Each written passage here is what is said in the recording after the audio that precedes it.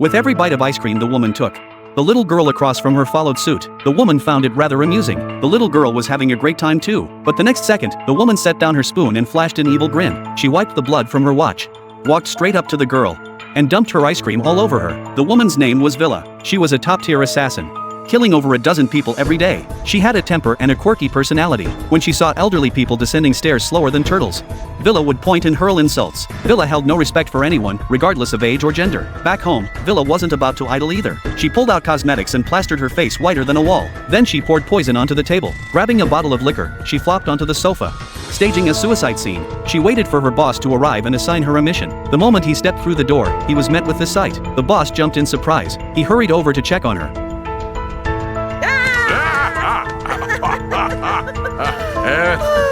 Even Villa's boss couldn't find peace. Sooner or later, he'd risk fainting from fright. Villa took the bounty and assassination target, then began investigating the subject. Soon she obtained the address and appearance. Villa hopped on her motorcycle to find the target. This time, Villa planned to skip the pistol, relying only on the poisoned hairpin in her hair. While the door guard wasn't paying attention, Villa slipped to the wall, climbing up the pipes.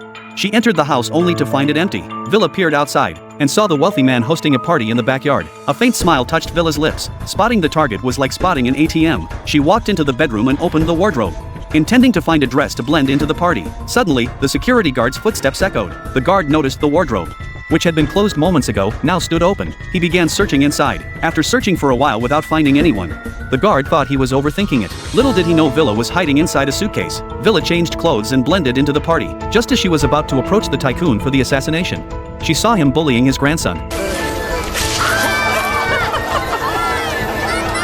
The grandson ran back to his room in anger. Seeing this, Villa thought of a safer way to kill him. She followed the boy back to his room and tricked him into calling his grandfather upstairs. Dili che hai un dono. No, regalo per te! Vengo, arrivo. Seeing the tycoon take the bait, Villa locked the boy in the bathroom. The moment the tycoon entered the room, he was utterly captivated by Villa's beauty.